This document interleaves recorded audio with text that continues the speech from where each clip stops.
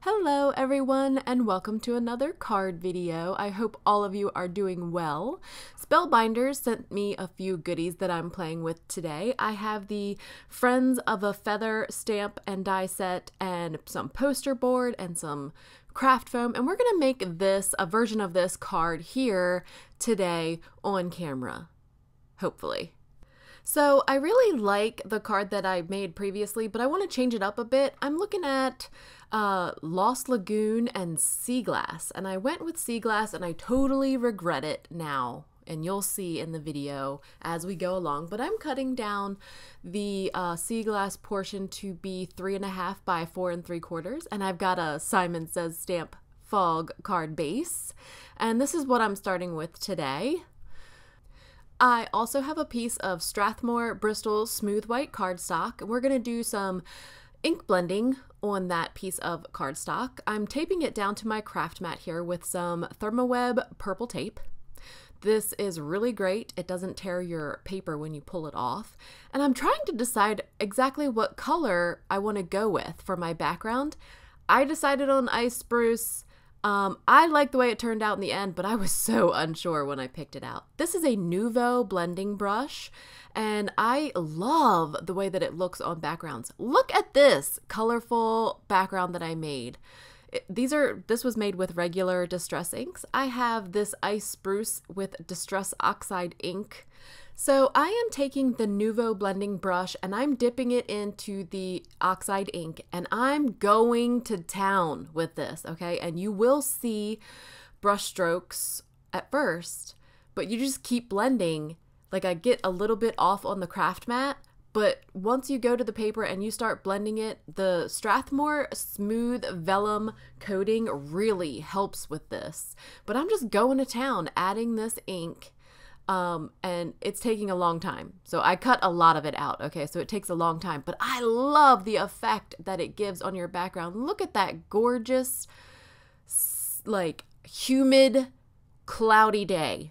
At least that's what I see. This thing loses hair like somebody's grandpa. So this is what the background looks like. And I did a few others. I used a different color ink on the one and multiple Distress inks on the other. And now I feel like I need to change the Sea Glass to Aqua Mist. And I still wish that I had originally chosen the Lost Lagoon. This die set is cool because it comes up with 2 dies and you can do like a shadow background of the image, which I'm going to do. Remember to take your mouse pad out of your MISTI when you use the red rubber stamps like Spellbinders has. These red rubber stamps are such good quality. They always stamp well. It's hard to stamp red rubber badly. But I'm using the VersaFine Onyx Black ink because I'm going to eventually color my images with some Faber-Castell polychromos. I'm stamping them on Nina 110-pound cardstock, and I love the way that it stamps. I don't always use red rubber, but they do. They are fantastic. They give you fantastic image quality. You don't have to season them quite like photopolymer clear stamps, although I still do. I favor the photopolymer because they're very easy to work with. But we're going to use the Faber-Castell polychromos that I absolutely love. And that's my X-Acto pencil sharpener. If you don't like to watch this, you can skip ahead to 5 minutes and 48 seconds and you can bypass all of this stuff. I also have a Polychromos color map over on my blog if you'd like to pin any color combinations that you see on my video today. I looked up Toucan and picked the most vibrant, beautiful bird to kind of replicate while I'm coloring here, and he was mostly black and he had a little bit of green detail in his like tail, like his tail, wing tail, I don't know, but he had the most gorgeous beak, and so I loved the orange and blue and vibrant green. I mean, birds are gorgeous.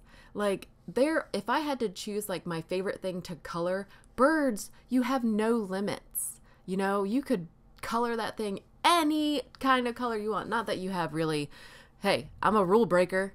Okay, you can break the rules and have purple bunnies and blue bears everywhere, but toucans, and it will still look realistic. You know, people will say, oh yeah, that's a toucan. Oh yeah, you know, like that wildly colored thing. But so they're a lot of fun to color, and these polychromos really blend well. These are an oil-based pencil, and they are like really smooth.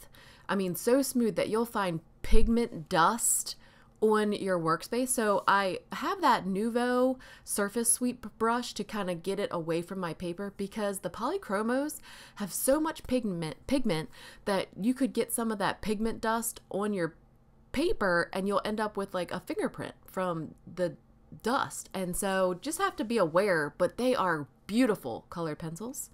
So I'm going to take the smallest of this die here and cut out my image.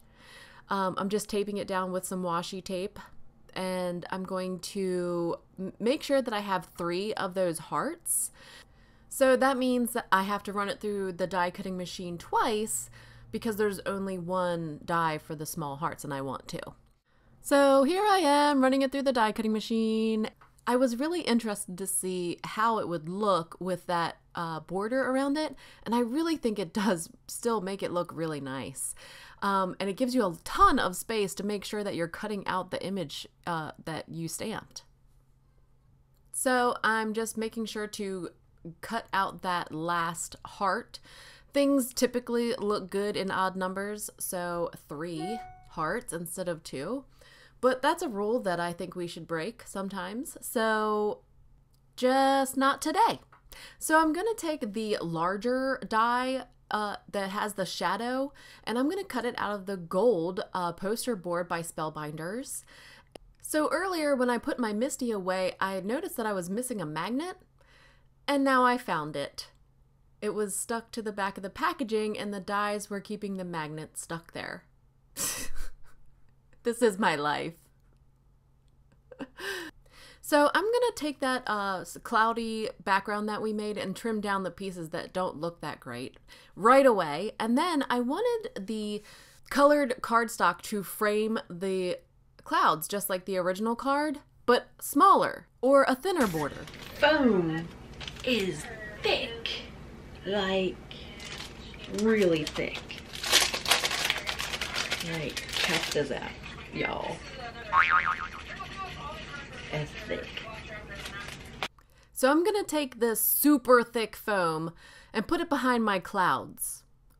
I don't like that I did this, but I did it, so I'm showing you guys. I'm taking some scrapbook.com double-sided adhesive, and I'm just ripping it into manageable sheets.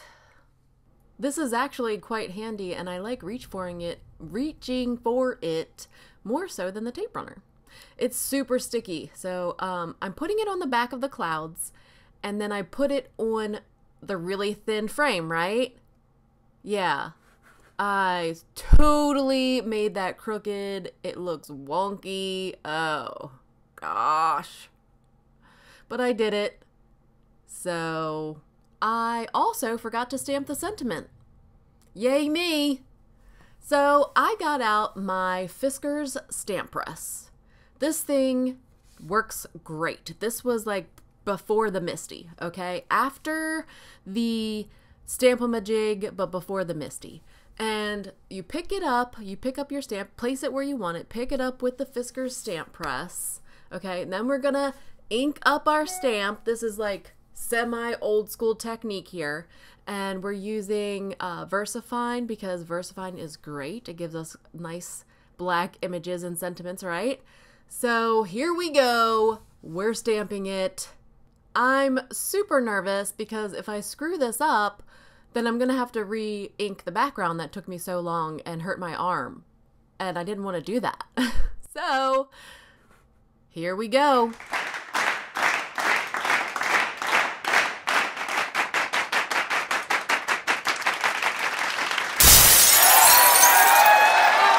It was perfect. It couldn't have went better. I was so happy. So I added some double-sided adhesive to the back and stuck it to my card base. And now we're using some Stampin' Up! Dimensional adhesives and the packaging to the dimensional adhesives. I can't remember what they're called. They're like the little hexagon things, Stampin' Dimensionals, I think. But the packaging that they come in also work. So I like to cut up it when I'm at the very end of my package. So I'm cutting some strips of gold and some strips of the burlap that is also by Spellbinders. This package also has canvas in it, which I would love to play with that too. I need to get some more card making time in. And I'm adding some double-sided adhesive to the back of these and then sticking them just above the sentiment. I guess I was thinking like it was sort of like a branch or rustic, like tropical, the burlap. I don't know. Do you think it fit the theme? I would love to know your opinion in the comments below. And pay no attention to the fact that my toucan is on a branch in the middle of the clouds and there's no tree. Okay? Pay no attention to that. And to the fact that I made this card multiple times. I am adding my hearts. The 2 hearts were popped up with the same dimensional adhesive, and then the third and final heart, I added a little glue dot to the back of it and stuck it flat to the background. What do you think, guys? I'm gonna add some black Nuvo drop to his eyes. These are the syringes I sell in my Etsy shop. I added some ebony black Nuvo drop to this one, and I've been playing with eyes, doing eyes that way. This is a Jelly Roll Stardust pen, and I'm just adding a little bit of shimmer onto the highlights of those hearts. And I don't think it turned out too bad. I like the color. I wish I had gone with the Lost Lagoon, but which one do you like? Dimension or green? Which one? I don't know. Coming up next is just some footage of my son Dexter being a kid in the summer. It's fabulous. I hope you guys are having a great summer too. Find me on social media. I love hanging out with you guys there too. And I'll talk to you guys in the next one.